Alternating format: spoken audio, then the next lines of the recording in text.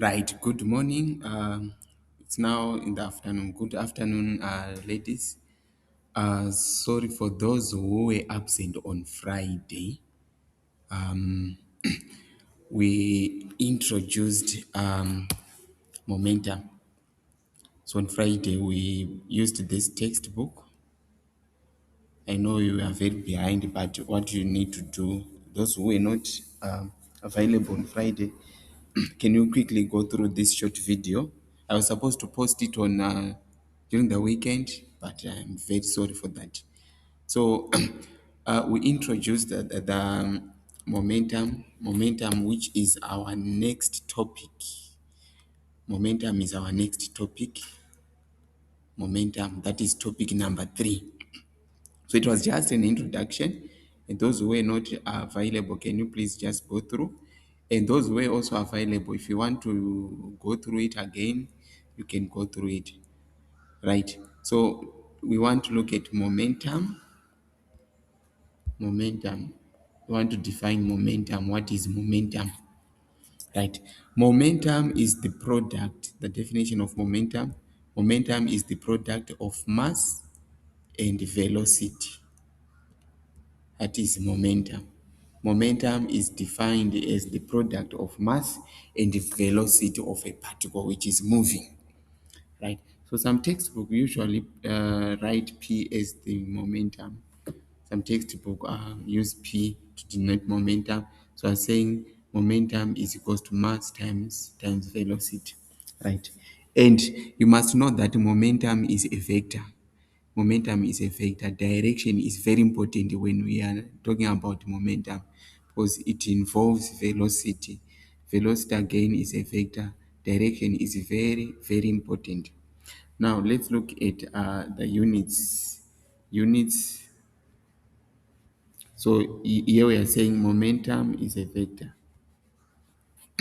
Now, one might think that units of momentum is kg. Yes, kg meters per second, because units of mass is kg, units of velocity is meters per second. These are the general units of momentum.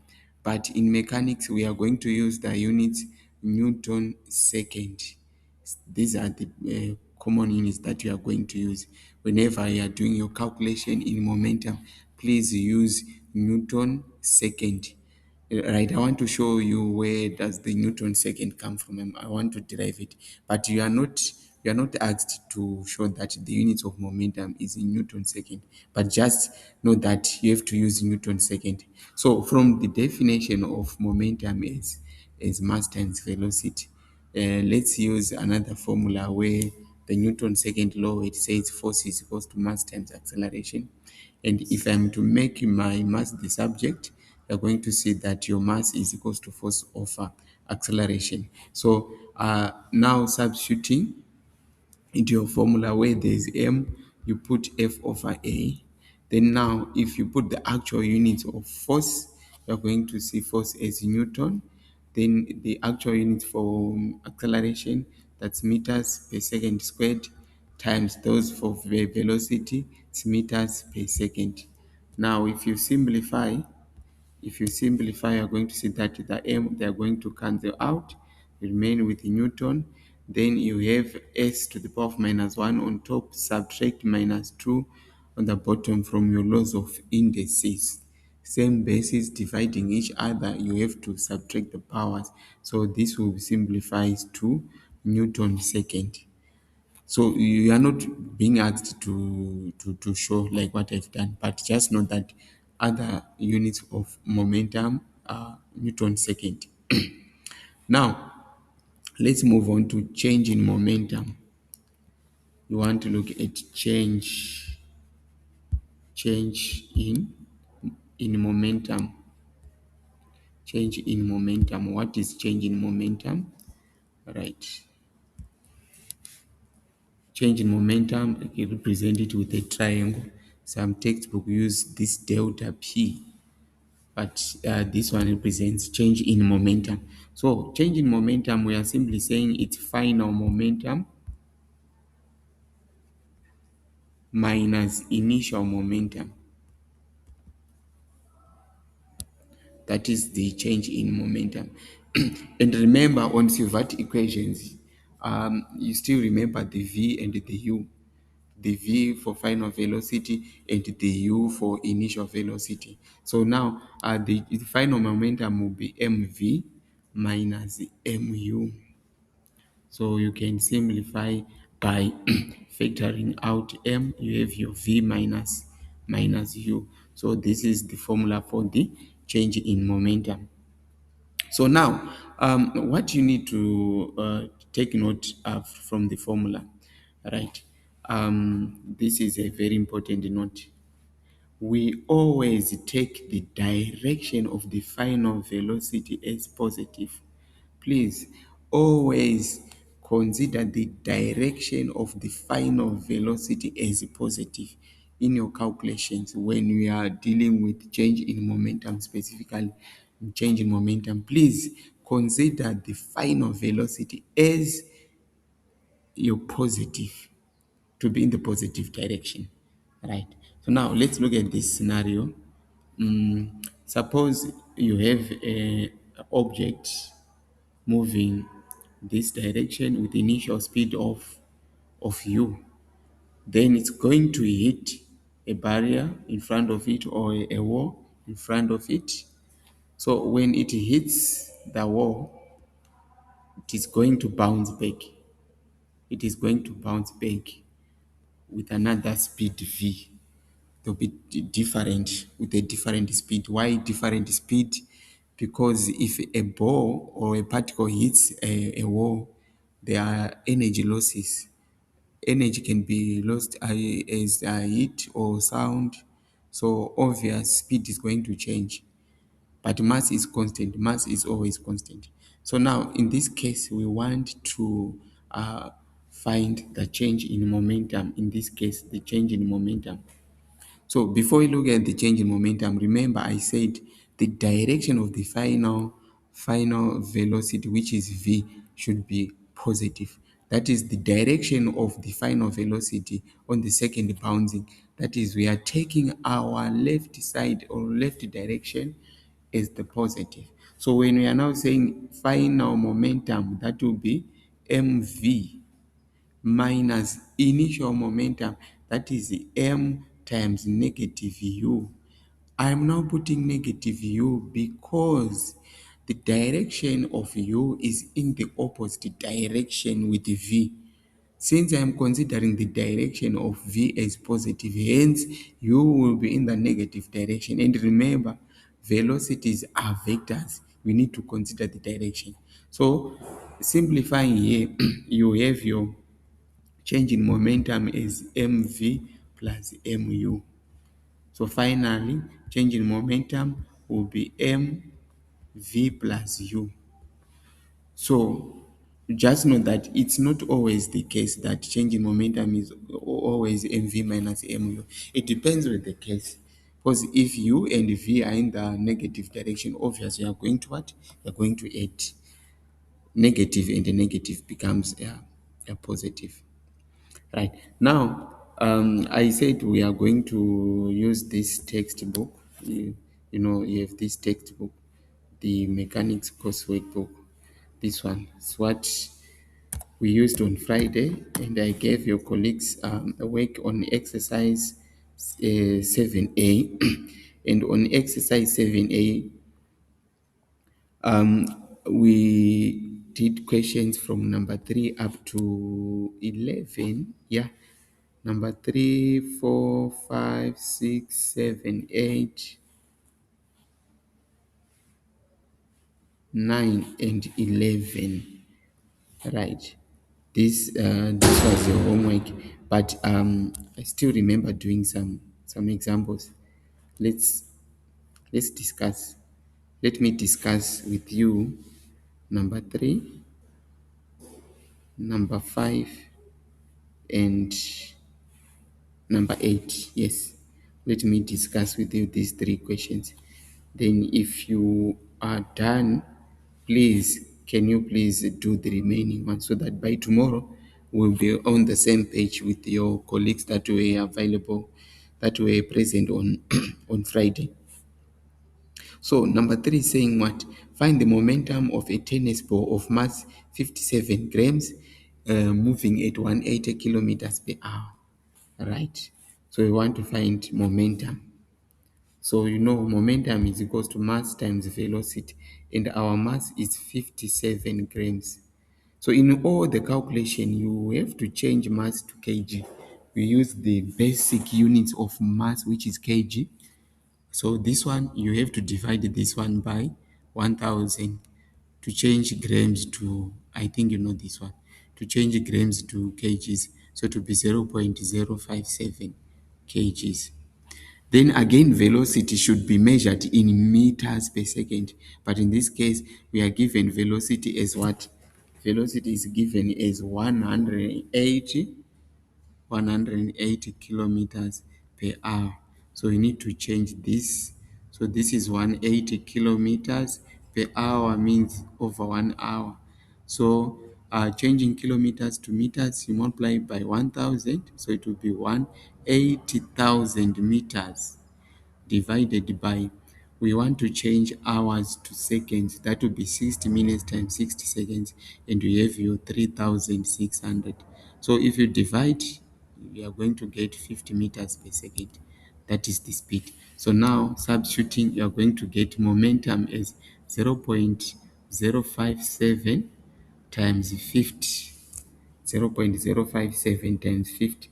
And if you check check or if you punch in your calculator, you're going to see you're going to get 2.85 newton second. The units, remember the units, newton second. That is, it was number three. Now number four, um a rock of mass 4 kg is thrown upwards with initial of 3 meters per second. It is traveling at 6 meters per second before it lands. Find the change in its momentum. Right. So what we are saying here, we are saying initially we have an object of, is it an object, a rock? We have a rock of mass 4 kg. It was thrown vertically upwards with an initial speed of 3 meters per second. Right? Then it is traveling at 6 meters per second just before it lands. So now on landing, you know, if you throw an object upwards, obviously it's going to return back. So before it lands, they are saying it is now moving with 6 meters per second. Again, mass does not change. Mass is always constant. Right? So we want to find the change in its momentum. So remember, change in momentum is final minus initial momentum. That's your final minus your initial momentum. Final minus your initial momentum. So in this case, what is our final? Our final is 6 and our initial is 3. And remember, the direction of the final speed is always positive. That is, we are taking the downward motion as the positive. Then that 3, the initial, will be in the negative direction. So you don't forget to substitute. So now our mass is 4, our final is 6, which is in the positive direction, minus our initial, it will be minus 3 because it is in the opposite direction with the final. So it will be a 4 times 9. Then you have your 36 newton second. So this is the change in momentum of a rock which was thrown with initial speed of 3 meters per second, and then it was moving with a speed of 6 meters per second just before it lands. So this is the calculation. Okay. Now let's look at the last. We said we are going to do number 8. We're going to do number 8. A ball of mass zero point 0.2 kg falls 1.25 meters vertically downwards to the ground starting from rest, right? It hits and rebounds. The downward momentum of the ball changes by 1.6, right? So what you are going to see in momentum, we are also going to apply equations, the Suvati equations of linear motions. Remember the Suvati equation. We are also going to apply those equation, that concept in momentum. So you see, in some cases, we are also going to use the Suvati equations. So in part A, we want to find the height does the ball reach after this bound. Then B, by considering the modeling assumption, explain why the height might be less. I think that this one I have discussed it when I said if a ball hits a wall and rebounds back, the velocity that is going to rebound back is different. Why? Because there are energy losses. Energy can be lost as heat or sound. So in this case, again, um, you would say that the height, the bouncing is like the ball is falling from a height of 1.25 meters. So after that, after the ball hits the ground, is going to bounce back. So the height that is going to reach after the bounce is not going to be 1.25. It will be less than that. Why?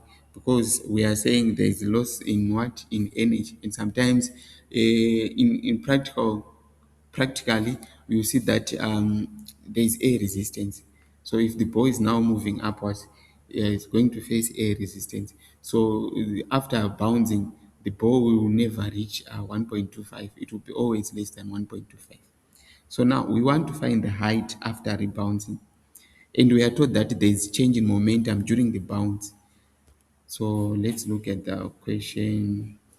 This is the ground, and we are told that the ball initially from rest, so this is u is equals to 0, and the height till it hits the ground, it's 1.25 meters, right? And we are given mass is zero point 0.2, mass is equals to 0.2 kg, right? And we are also told that change in momentum is 1.6 during the bounce. Change in momentum is 1.6 during the bound.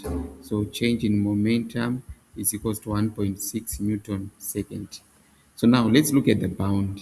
So the ball is going to hit the ground. So after hitting the ground, it's going to bounce back.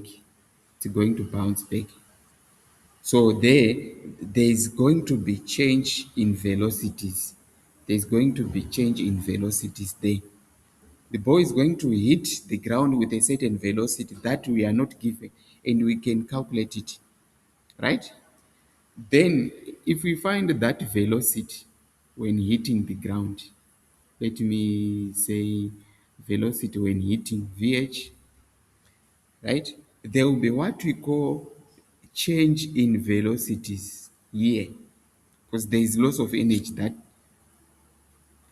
So we are going to find the velocity on now bouncing back, now moving upwards by using the change in momentum formula. So we are saying we have VH, which is the velocity when hitting the ground, and we now have the VB of the velocity when now bouncing back, now moving upwards. So, firstly, we can find the velocity on hitting the ground. Remember, by using the Suvati equations, that is, let's consider the downward motion. The downward motion, we are told that u is equals to 0, and your s becomes 1.25 meters. Also, remember, when we did free fall, acceleration is equals to g, which will be 10 meters per second squared. That would be our G. So if you have your U, A, and S, we can find the AV, the final, the final velocity when hitting the ground. You can use this formula: V squared is equals to U squared plus 2AS, right? So that is velocity on hitting the ground. It will be 0 squared plus 2 times 10 times 1.25. So we are going to get 25. So velocity on hitting the ground will be 5 meters per second. Velocity on hitting the ground will be 5 meters per second. 5 meters per second. Now, Now let's look at the two velocities. I said we have the velocity when hitting the ground, and now we want to find the velocities now when now moving upwards. The VB when it is bouncing now bouncing back. Right now, using our formula of change in momentum is m bracket v minus u. This will be change in momentum will be m VB, that is the velocity after bouncing. We want to find the velocity of bouncing. Then minus VH, the velocity of hitting the ground. And we are told that the change in momentum there was 1.6. The change in momentum there was 1.6. So we're going to substitute 1.6 is equals to mass, it's 0.2. So now the VB, now the velocity of the ball now moving upwards becomes our final. Because the ball is going to hit the ground, then bounces back. So the velocity when bouncing back becomes your final. And we are going to consider the direction of VB is positive. So VB minus, then the velocity on hitting the ground, the VH, will become a negative because it will be in the negative direction with the VB. So it's 1.6 is equals to 0.2 VB plus 0.2 times negative, you have your positive. So 0.2 times 5, you have your 1. Then simplifying all the calculation, doing all the necessary calculations, taking one to that side and dividing by 0.2, we're going to say that velocity, when now the ball is now moving upwards, it's 3 meters per second. It's now 3 meters per second. So this velocity is 3 meters per second. So the question is saying, what height does the ball reach after this bound? So we want to find the height. Let me take it. We want to find the height now. And to say that height is less than 1.25 because there are some energy losses there. There are some energy losses there. So we want to find this height.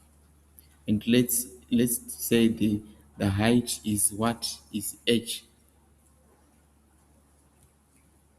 Can we say the height to be reached by the ball is the height h, and the h is less than 1.25, the original 1.25. So we want to find this height. That is, we want to find the s, right? So this height, we are now applying motion under gravity, where we'll be saying this height is what you call the maximum height. And remember, we said at maximum height, the velocity will be at 0, right? Because the object will be momentarily at rest at maximum height. So we are now going to take our initial as the 3, the VB, the speed at which the ball is now bouncing back up the plane. So the ball is moving upwards, so we are going to take our a is minus g, which is minus 10 meters per second squared. So you have your v, your a, your u, we want s. So again, we are going to apply v squared is equals to u squared plus 2as. So at maximum, v squared 0 squared is equals to 3 squared plus 2 acceleration minus 10 times the height h that we are looking for. So if 0 is equals to 9 minus 20h, then the height will be 9 over 20. And if you check 9 divided by 20, you get 0.45 meters, like this. So as you can see, we've used the Silvert equations to we've applied that to find the maximum height reached. And there you can see that we've applied momentum where because we were told that there was a change in momentum of this during the bouncing. Remember, when when a ball bounces, there is going to be a change in velocity. So that change in velocity is going to going to cause change in momentum, because we are given the mass of the ball. So that is it. So it was an introduction on Friday. So we did this introduction on momentum. So tomorrow, can you please look at the remaining questions so that tomorrow we'll be on the same page together, right? Thank you. What happened here?